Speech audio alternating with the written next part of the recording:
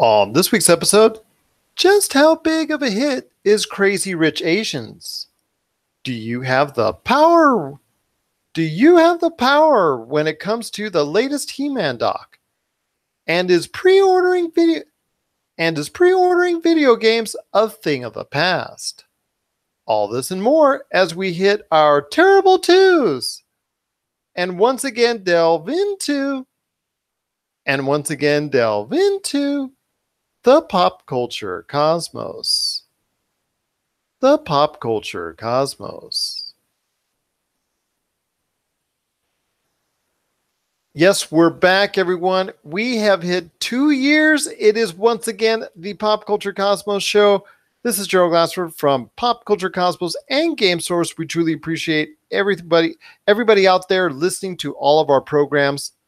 But it wouldn't be a Pop Culture Cosmos, especially on our second anniversary, without our good friend.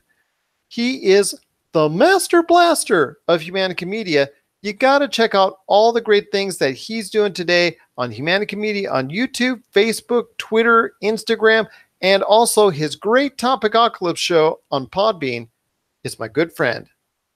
It's Josh Peterson. We hit 2 years, my friend. It's all downhill from here. So they say. Hopefully we'll have smooth roads for a little bit before it goes downhill, or possibly even going uphill. Who knows? The hills are weird here. We just don't know. Well, we might still have some issues with teething, because we have, like I said, just hit our terrible twos. So we're going to be a little bit fussy every now and then. So we apologize for that, because that's often what happens when you reach those terrible twos. But hey, man, I just wanted to thank you, everybody out there that listens to our shows, all the great radio networks, and so much more. Everyone who out there, all of our great guests that have been appearing on the that have appeared on the show.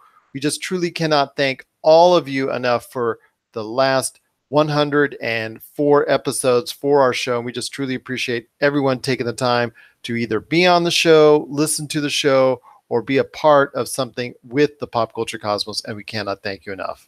So how's it feel, man? 2 years since we've been doing this thing. Feels like we've been doing it for 2 years, man. Fair enough indeed. But it is going to be a great 2-year special indeed. We've got a lot lined up for you. We do have Rob McCallum on our 2-year anniversary coming up in the middle of the Cosmic Crossfire. He's going to be talking about a lot of pop culture subjects, including his brand new, including his upcoming documentary that is, actually it's not upcoming. His brand new documentary that is now available on Netflix. It's called Power of Grayskull, He-Man and the Masters of the, It's called Power of Grayskull, He-Man, the definitive history.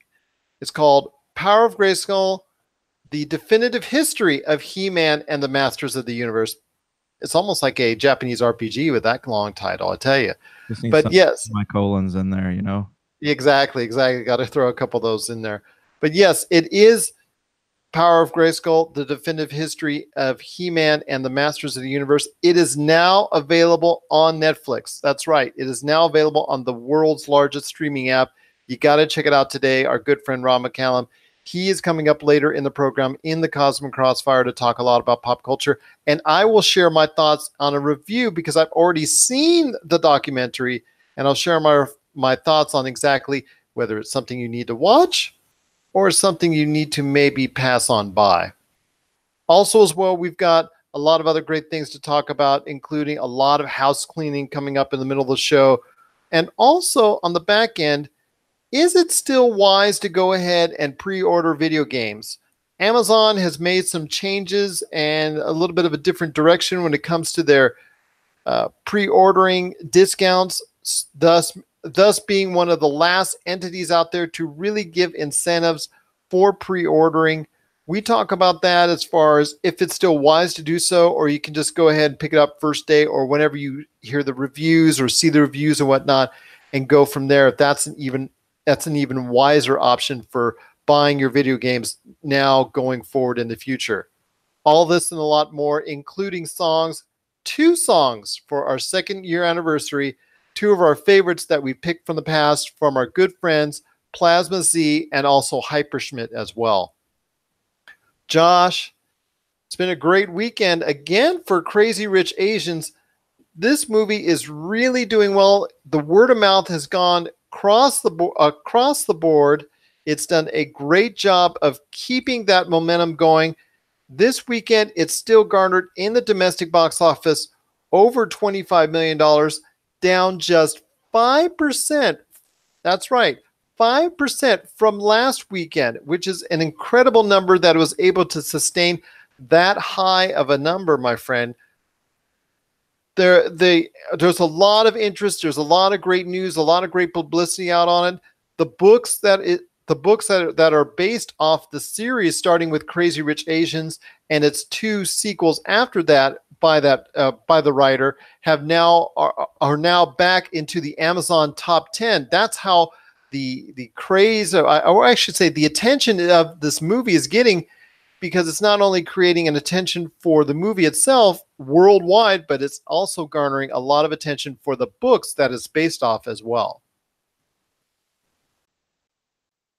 Yeah, it's funny because a lot of people I talked to about it who really enjoyed the movie didn't actually know that it was based on books, and I didn't know that either until I saw someone holding one and saying reading the book before going to see the movie. You know, their little caption. But no, this is really cool. I like the idea that, you know, anytime there's like a, I guess, diversity movie that comes out, it's usually like it doesn't feature the Asian culture, you know. And as the film industry has done over the years, you know, with the early kung fu movies and stuff like that, it's just white people have kind of just beat the crap out of Asian culture in movies. So it's nice to see a movie done right that actually is bringing a point of pride to people who can identify with the characters. I thought that was a really cool idea, and I've heard nothing but good things about it. What about you?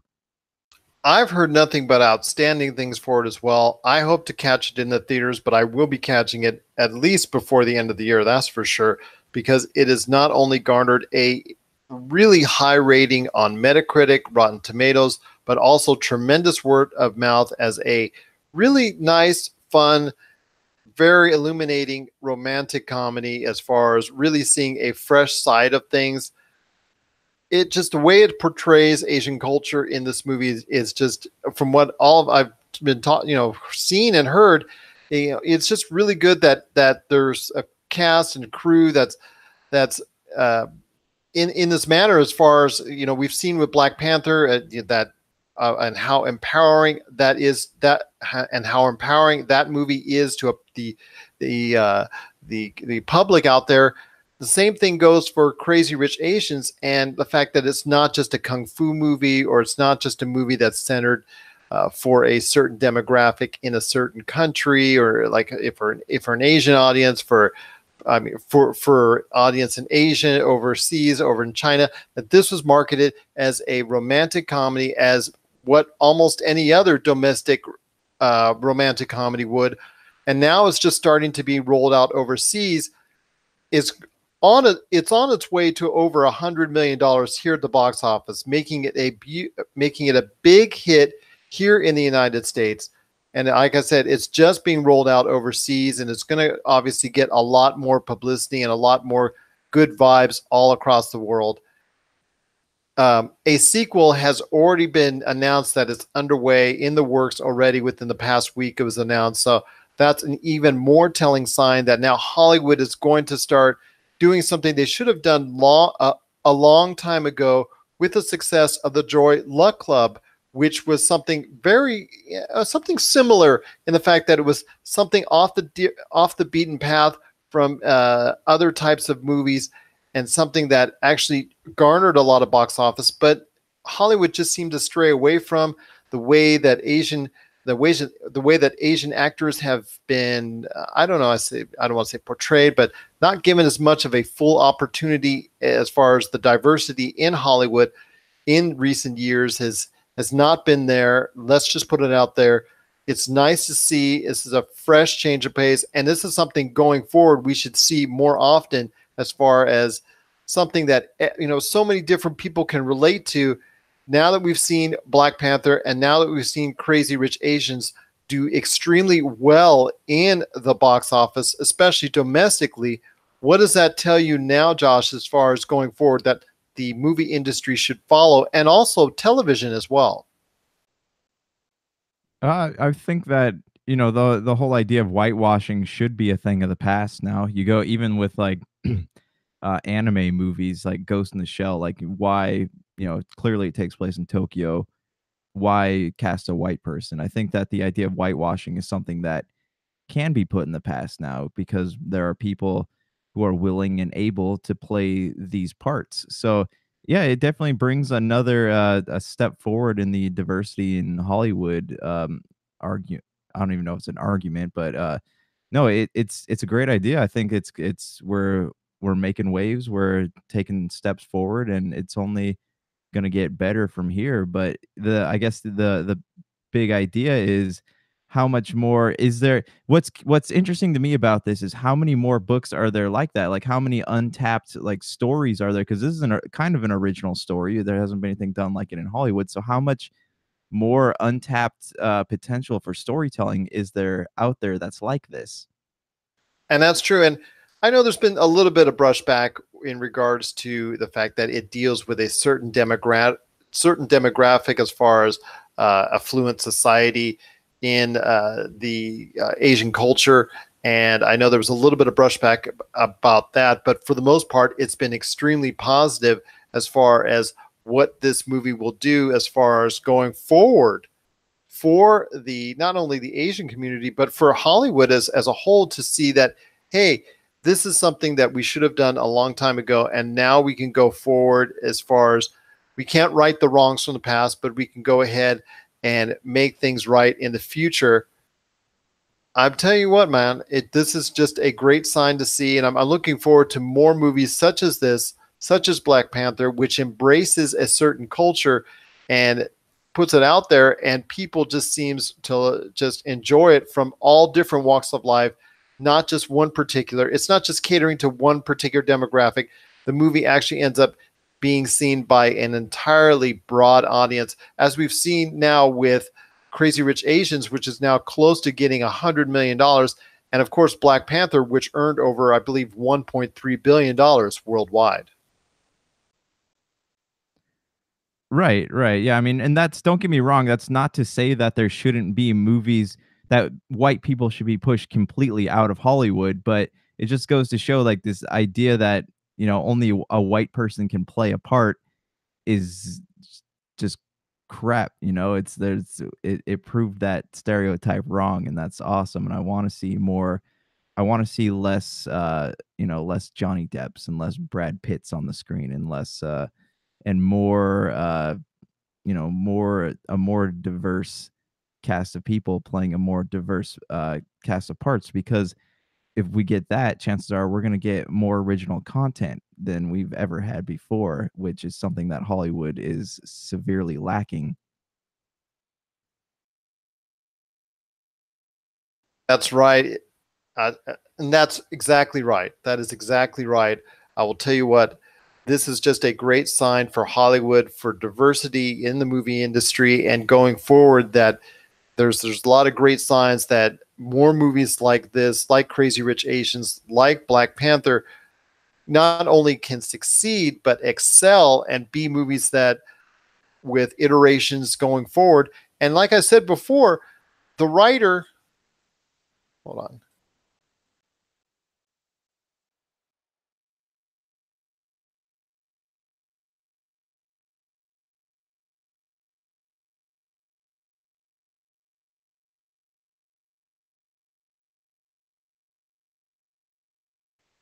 And not only that, going forward, there are more books that were made after that in succession by Kevin Kwan, the author of Crazy Rich Asians. And like I said, before, he not only is Crazy Rich Asians, but the two successive books that followed are all in the top 10 on the best-selling list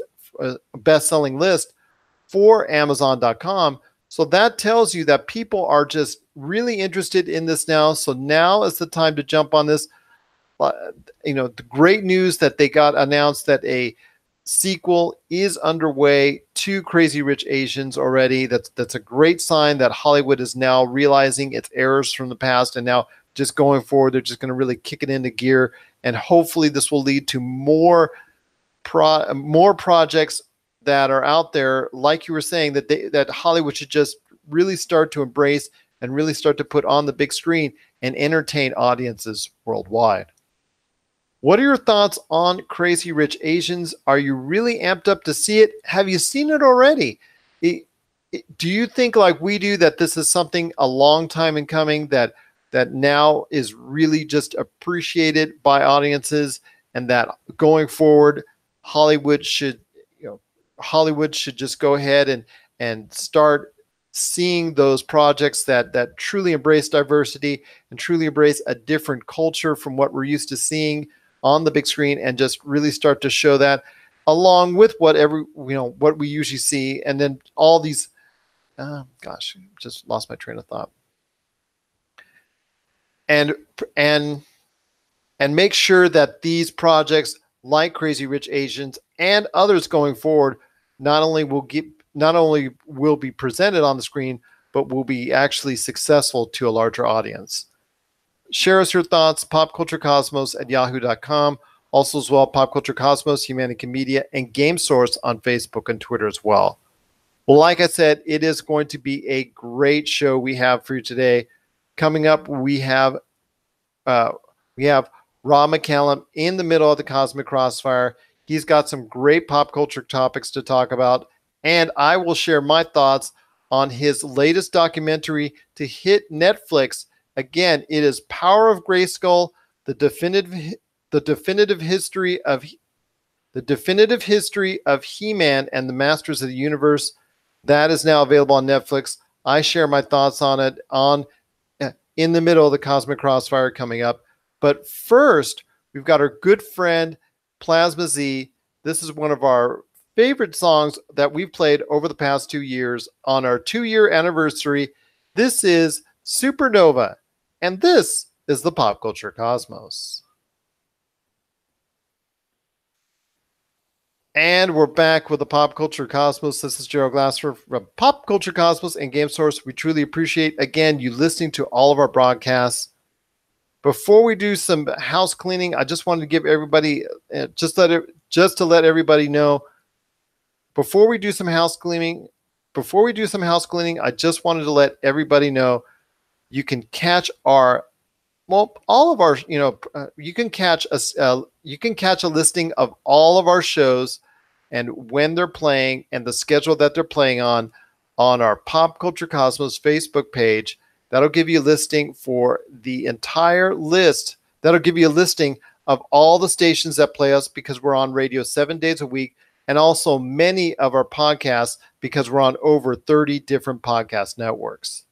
Josh, you have a great thing going on with Topicocalypse. So share your thoughts, my friend. What's the latest and greatest when it comes to Topicocalypse?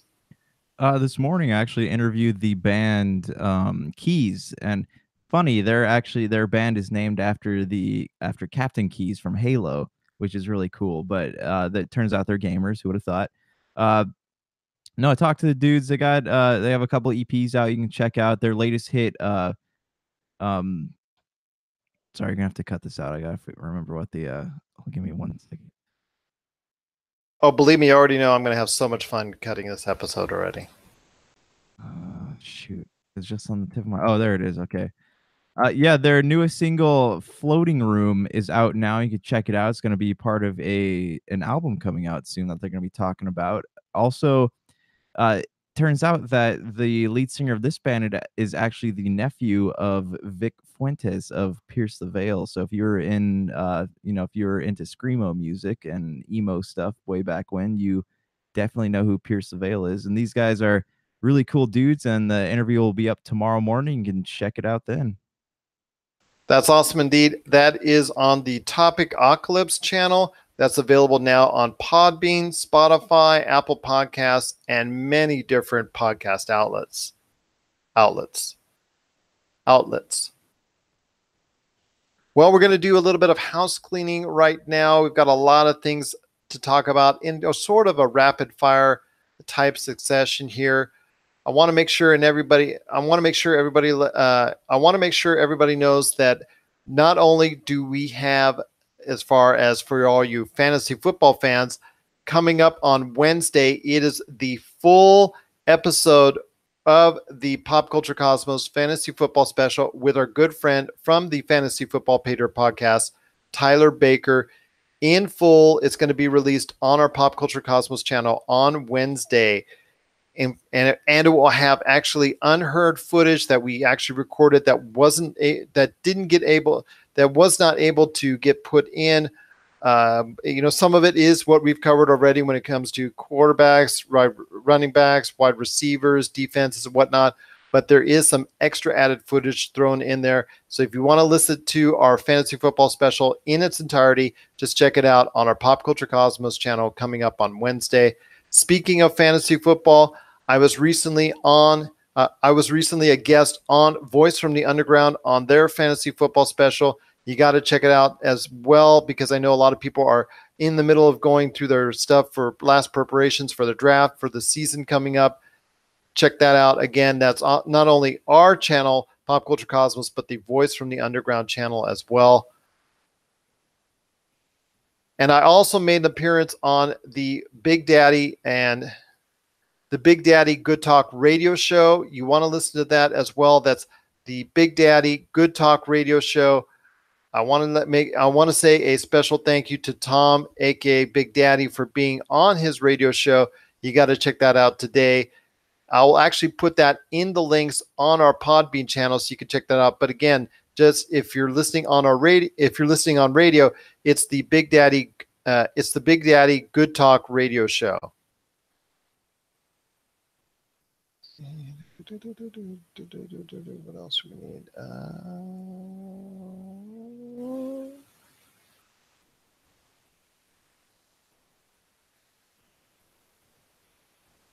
And last but not least, I think we've covered a lot of little things there. But last but certainly not least, is the recent tragedy that happened this past weekend in Jacksonville when it came to a mass shooting, is what they're calling it. A very unfortunate incident in Jacksonville that took place during a qualifier in the Madden 19 video game tournament that took place this past weekend in Jacksonville. My friend, I know you've gotten the lowdown and the updates on the news. Unfortunately, at least 2 people have unfortunately lost their lives over this event. The actual gunshots could be heard during the stream that was available through streaming services that were out there.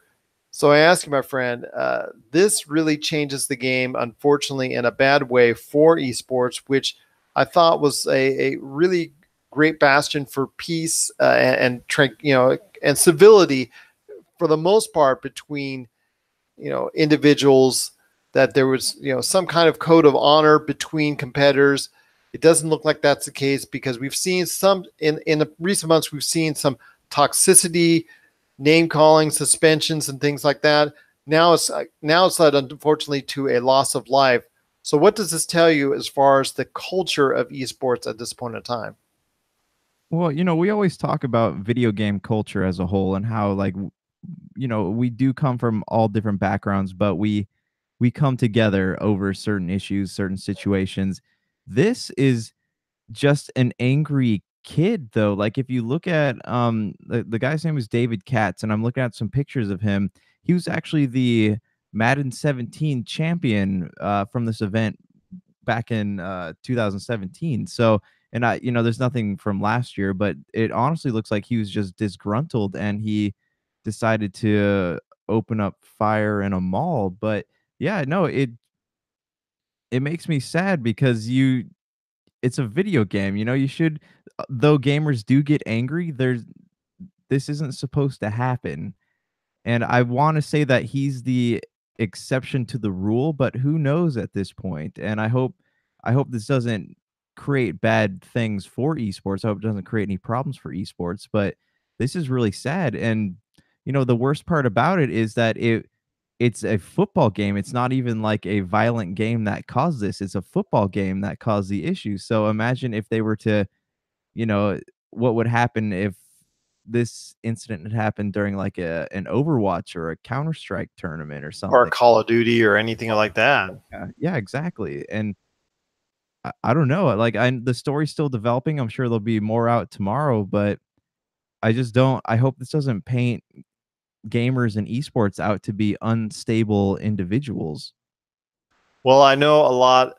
Well, I know there's a portion of our society that's always looked down upon video games, gamers, and I know we have spoken at length in regards to the toxic natures that has been there when it comes to streamers that are on YouTube, they're on Twitch, that are just in our daily lives. When you've spoken at length, and I've spoken every now and then in regards to when we go on multiplayers, the type environment that's there, people that go name calling and go into racial epithets and that use racial slurs and other type of slurs, and that really go to places they don't need to go and say things that they don't need to say.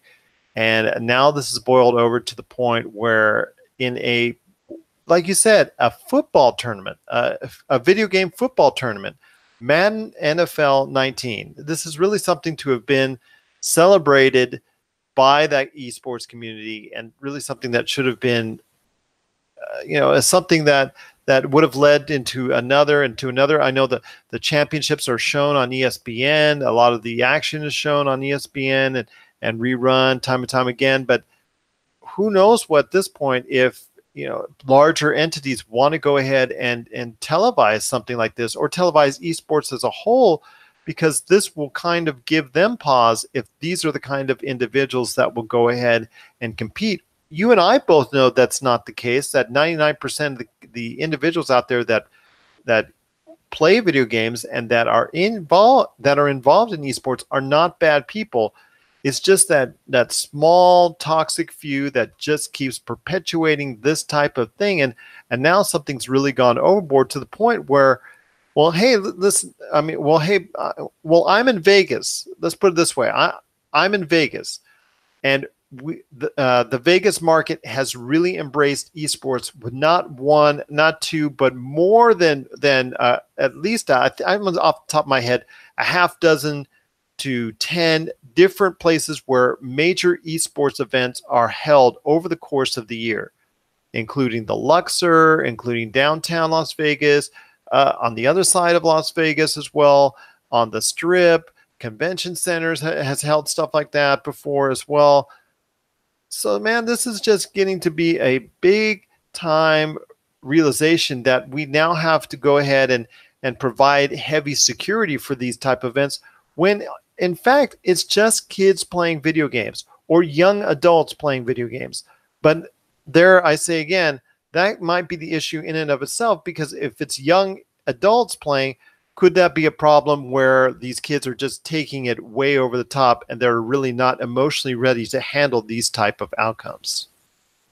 Well, let me ask you this. Do you think there should be an age enforcement on people playing these games, like 21 and over? But that's the problem. If you're younger, you usually, because the human body and reflexes, the younger you are, usually the better you're going to be. Once you're into your mid-20s, for most of these esports games, that's usually over the hill from what I've been told, what I've seen, what I've observed, because the fact that the human eye, the correlation between hand-eye coordination and whatnot, does not allow for as fast as far as reflexes when you're in your mid-20s, late 20s, early 30s and whatnot, and going forward. Even my age as well. It's kind of disappointing that that's the case. And if they did that, that would kind of shut out almost the largest demographic of quality game players that are out there. And that would kind of be actually unlawful in and of itself. Right. So this just like everything else is victim to human nature and human reactions. And I'm sure there's been cases out there of someone, at a sports game, someone losing a sports game, losing a sports bet or whatever, and pulling out a baseball bat or a gun or something. But it's unfortunate that this is video games, and this is going to. I guarantee you, the media is going to take full advantage of this. When all the smoke and dust clears, we're going to have, the Fox Newses and the CNNs talking about gun control and video game regulations, and it's where it goes, who knows? But it's not publicity that we need, especially in the wake of that. What was that conference last year with Donald Trump and doing the violent video game reel? Exactly. And there are other individuals when we've talked about, we haven't even talked about swatting, where there's issues of sore losers in video games, calling the police on another individual that they lost to in a multiplayer game. Could be all the way across the country. We've seen issues like that where someone's calling someone else, someone's calling the police on someone else that they lost a video game to halfway across the country. We've seen issues where individuals have been banned from their Twitch streaming, from their YouTube streaming, and all that stuff because of things that they've said that's extremely inappropriate for audiences. And we've seen that kind of toxicity formulate over the past few years that I've talked to our esports expert ad nauseum, Christian Daniel Zamudio, about. And I've asked him time and time again, what does esports need to do to gain a better platform and get rid of some of those elements? And for the most part, he's seen it, he's talked about it. And if you want to check out our back episodes with him on it, he really has a great, he really tells some great anecdotes in regards to and ideas in regards to how to try and filter out some of this. But still, even his thoughts and even his ideas are couldn't have even fathomed to come to this type of violence, this type of reaction, this type of individual going off the way they did. And it's just a shame that something as peaceful as playing video games, which you and I have been doing for so long now. I've been doing it since the 70s, to give you an idea how old I am, just playing it on the Atari 2600, playing Pong, how that has evolved into the wonderful, beautiful graphics and the gameplay that we have today. But unfortunately, all that other stuff has come along with it as well. And if you'd been my age when we were at the arcades and we played, let's say, Street Fighter or Mortal Kombat, and I lost, I'm not going to go ahead and pull out a gun and shoot you at that point in time. This stuff was never heard about in the 70s, 80s, and 90s. It's because everyone's a lot more volatile these days, and that's, it's not the fault of, it's the fault of politics and social media just combined, but it's not the fault of one side of the aisle or the other. It's just the fault of everybody in 2018 wanting to have a voice and wanting to be right about everything, and that's just created. We are, in fact, in an age of conflict, and it's going to get worse and worse and worse. And, we need to stop examining, we need to start looking at these behaviors and taking them seriously and trying to get to the root of what's causing them and not trying to find scapegoats for what might be causing them. This is true, my friend. And I just, it's now come to the point where these esports arenas, at least here in Vegas, I know you have the Anaheim Convention Center, and that held the GameStop conventions. And I know there's been conventions there and things that have taken place that in a similar realm, conventions there, cons, like I said, the GameStop convention there, that have a lot of video game tournaments have taken place there as well. So it's just kind of disappointing that now heavy security has to be everywhere to prevent such a tragedy from happening. But this was like I don't want to say it's an informal event, but this was done at a pizzeria in the middle of a mall. In the middle of a mall, man. I mean, how can you try to defend these things? I mean, do you have everybody go through a metal detector right at the pizzeria before you can even order? I don't know. What is it going to come to at this point in time?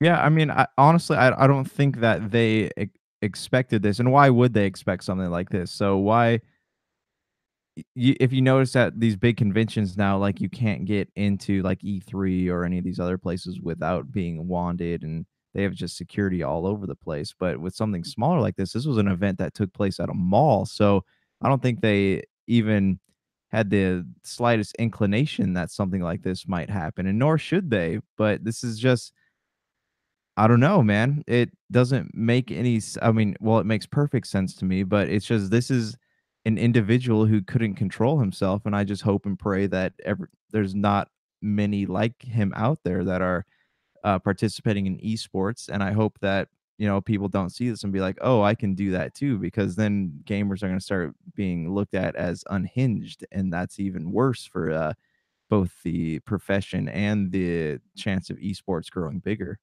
And the video game industry as a whole, because the video game industry as a whole has been trying to fight the stigmas since the 90s, since Mortal Kombat came out with its at that time people were saying it's horrific fatalities and things of that nature, and people were trying to outlaw it, ban it, and things of that nature. And now you have a situation where it's come to the point where there's now actual violence being taking place in what should have been such a serene event, such a peaceful, good-natured event, and this has gone way out of hand, and something unfortunately is going to be done about it, and it's not something good that's going to put esports in the best of lights from this point forward.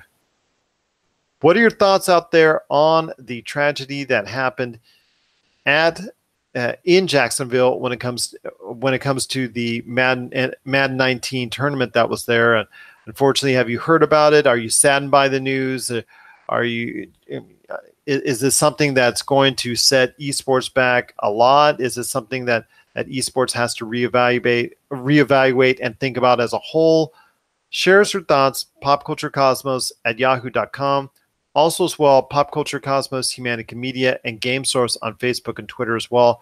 And from all of us here at Pop Culture Cosmos, Humanica Media, Game Source, and Rob McCallum Films, we want to send our thoughts and prayers to the families and the victims, the families of the victims and those who were injured in the shooting at Jacksonville. Well, coming up, we still have a lot of great things to talk about when it comes to, is the future of video games, is pre-ordering still in the future for video games? But first, we do have a great song from our good friend Chad and Hyperschmidt. This is, again, 2 songs for our 2nd anniversary, and this is also one of our favorites as well. This is About to Win, and this is the Pop Culture Cosmos. And we're back to close out the show. This is the Pop Culture Cosmos. This is Gerald Glassford once again saying thank you so much for listening. Also want to thank Rob McCallum for being part of the broadcast as well. Just always great having him here in the Cosmic Crossfire. And when you get a chance, check out his newly released movie on Netflix, Power of Grayskull: The Definitive History of He-Man and the Masters of the Universe. Check out also as well Josh's great interview on the Topicocalypse channel coming up, and so much more. Like I said, we've also got a Fantasy Football Pater podcast special that's coming this Wednesday to the Pop Culture Cosmos channel. So a lot of things going on, and we can't wait for you to listen to them as well. Josh, before we head on out, got to talk, like I said, about the changes coming that Amazon is, I believe, getting rid of most, if not all, the pre-order discounts that were once so relied upon by individuals. I'm raising my hand as I say that. When it came to ordering video games from Amazon.com, leaving one of the last bastions of goodwill, at least here in America, maybe worldwide as well, in regards to Amazon.com, but also Best Buy has gotten rid of the program as well. So I ask you, my friend, even though there are still companies out there, publishers, developers that are still trying to provide little DLC incentives for pre-ordering their games, is pre-ordering a thing of the past when it comes to the video game industry? Well, that gets into the bigger question of, is physical copies a thing of the past in the video game industry. And I know people love, for example, when God of War came out, like my news feeds were all filled with people showing the little countdown timer to when the game could finally start being played. So people love, they love the idea of just being able to turn a game on and play without having to leave their home. And, that's why Amazon does so well, so on and so forth. But I'm one of the few people that still likes to collect things. I like to have the physical copies in my hand. But it's weird because if you look on Amazon and you look at like when a game goes on sale or a game drops in price, the digital thing for the game stays the same as it was before. So I wonder if maybe Amazon is trying to push more for the oh, okay.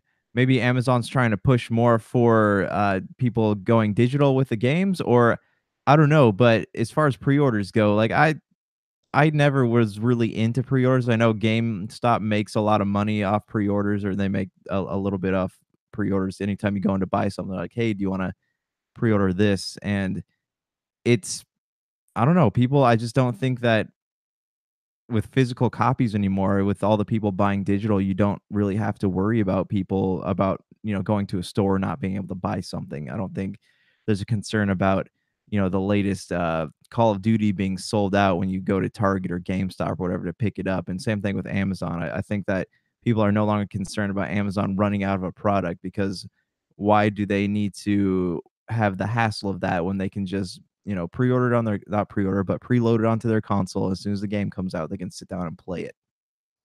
And that's a great thing to say, because back in the day when I was running game stores, we would count heavily on our pre-orders, 300, 400, whatever we had for like a Halo, a Madden, Call of Duty, whatever that was coming out next. And even smaller games to that extent, let's say of JRPG of that time, in 2007, 2008, that was something that wasn't as widely known, but pre-orders helped determine how much the company would order. And the same thing goes for even the larger games. Okay, if they knew that each store had 300, 400, 500 pre-orders, hey, you know what? We need to go ahead and increase the volume or decrease depending on what was going on.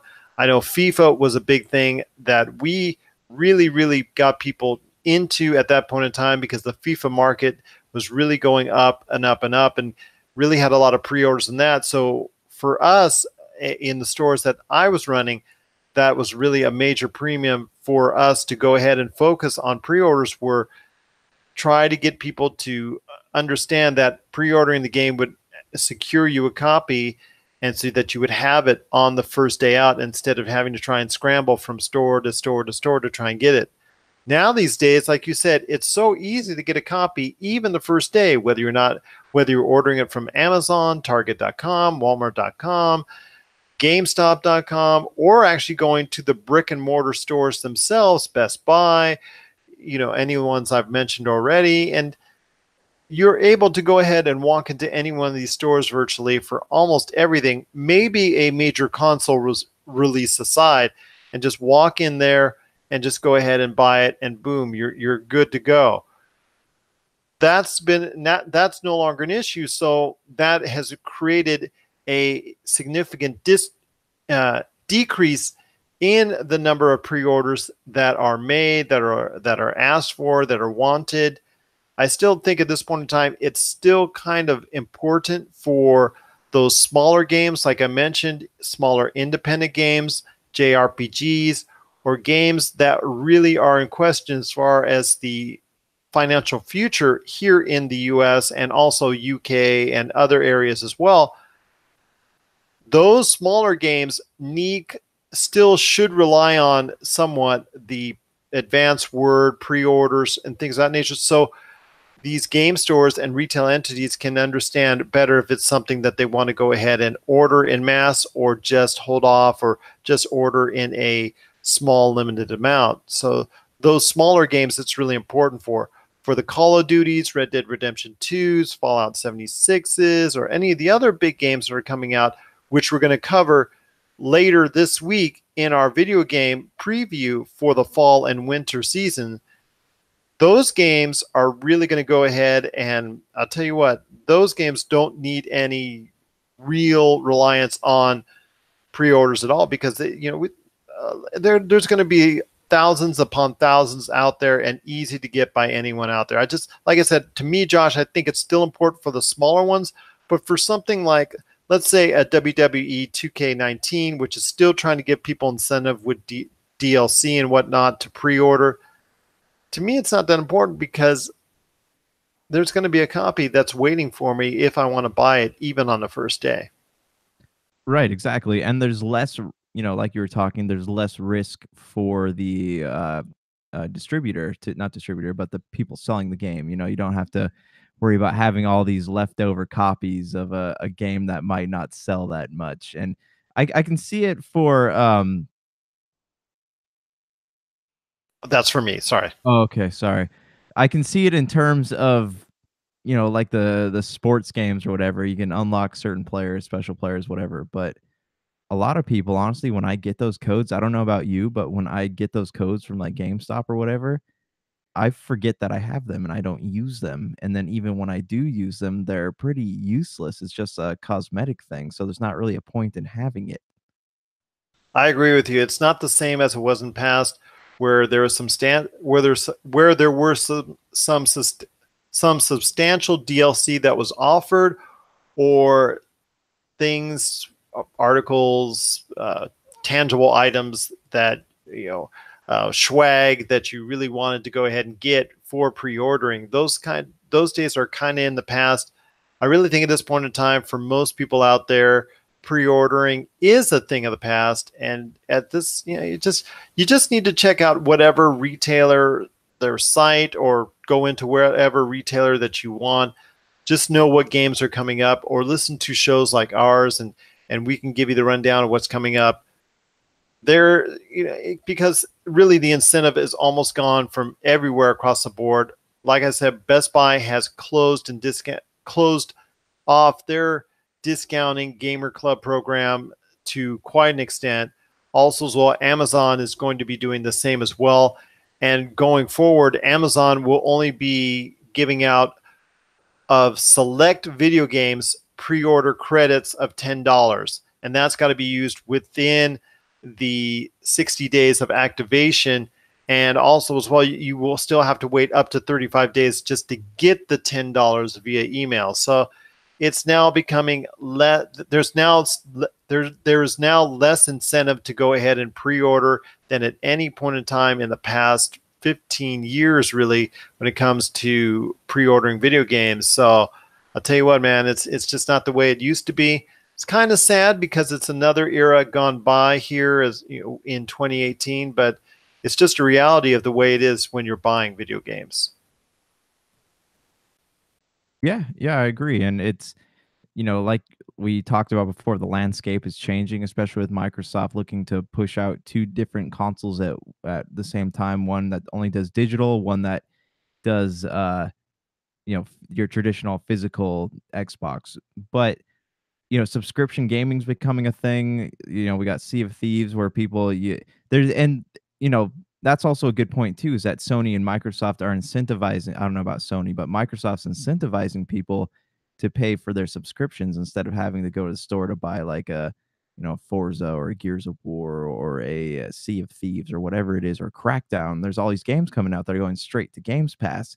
There's even games, big titles like Master Chief Collection is coming to Games Pass in September. So yeah, I see with stuff like this, as that increases, if it's a bargain for gamers, then we're going to see less and less people going to get physical things, and we're going to see less need to pre-order things, because you're just going to be able to play it right away without having to go anywhere or do anything. Exactly. And this is going to change the market forever, and the signs that gamers have done, and the things that gamers have done that were so standard in gaming over the course of the years that we've talked about, as far as when it comes to playing video games and multiplayer. People are going to be apprehensive about that, especially after what happened this past weekend, the dealings going on with the toxic nature it can sometimes have. And now the fact that good old pre-ordering is getting closer and closer to becoming a an extinct dinosaur and truly a thing of the past. What are your thoughts on pre-ordering? Do you still do that for video games? How about movies?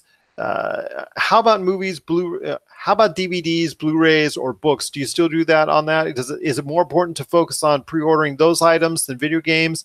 Because we all know about the availability of most video games out there when it comes to like first day and first week releases.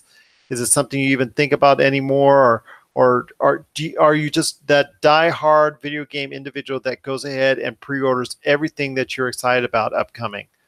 Share us your thoughts, popculturecosmos@yahoo.com. Also as well, Pop Culture Cosmos, Humanica Media, and Game Source on Facebook and Twitter as well. Josh, it's been a great episode. 2 years, my friend. Congratulations on that. But before we head on out, I want to talk about something we actually mentioned and something we actually touched on as a subject on our latest PCC Multiverse, which was Shadow of the Tomb Raider. And we were kind of complaining that we've really not seen much of a marketing expenditure and a public relations expenditure for Shadow of the Tomb Raider. Well, Square Enix and also Shadow of the Tomb Raider was announced as having a making of the Shadow of the Tomb Raider, a documentary that's going to be shown in select theaters, a correlation between them, Square Enix, Shadow of the Tomb Raider, and Coke. Those entities are going to be getting together for a showing of their documentary. I believe it is on September 14th, right around the time, well, actually the day of Shadow of the Tomb Raider getting released. It's going to be in select theaters. Josh, this is something a little bit out of the box, which is kind of cool that they're doing, but is it really going to help the sales of the game overall, or are we still having the same kind of issues that we were talking about on our Friday program? Wait, this is total news to me. I had no idea. Let me look this up real quick. No worries, man. I'm just going to have so much fun editing this show. Movie. Sorry, man. Oh, no. I'm talking about my spots alone. Don't even worry about you. Just all I see is silence. That's easy to cut out. Where are you? Shadow of Tomb Raider. Where's the film? Oh, promotional film. What is it? Is it just a group of trailers that are someone put together? It's an actual documentary made by Square Enix and the developer Eidos Montreal. It's in correlation with Coke. Coke is sponsoring it. And it's just going to be, like I said, a behind-the-scenes documentary of the making of Shadow of the Tomb Raider. And it's going to be presented in local theaters. I believe you do have to get tickets for it and order tickets for it. And you can go ahead, and watch it. But it's going to be released the same day as the game is released.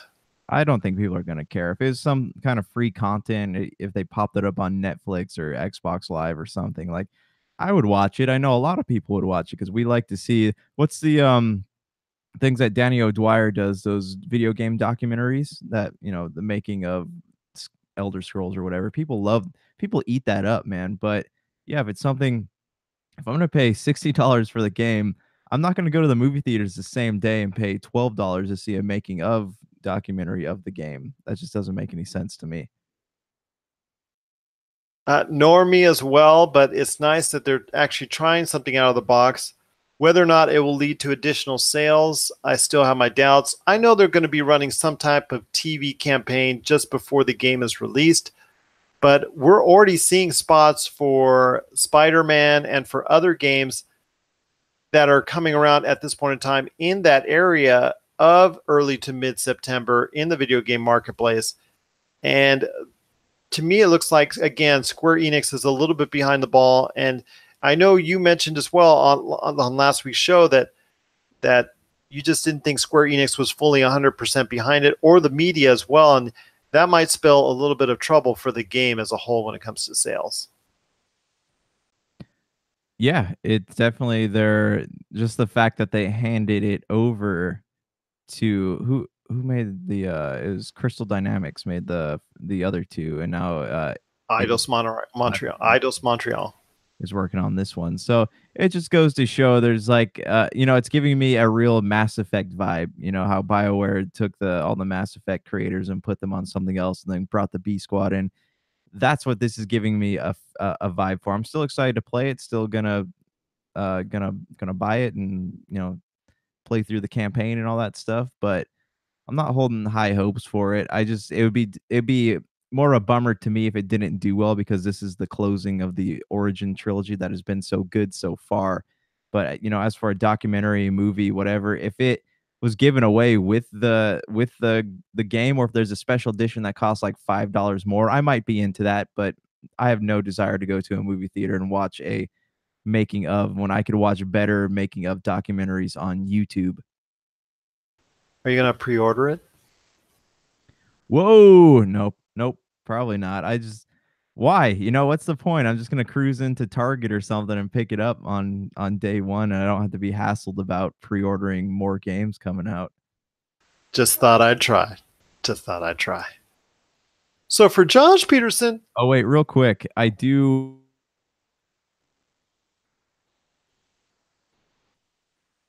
just lost you. Are you there? I lost you. What? I just lost you. That whole after you said real quick, I lost you. So go ahead.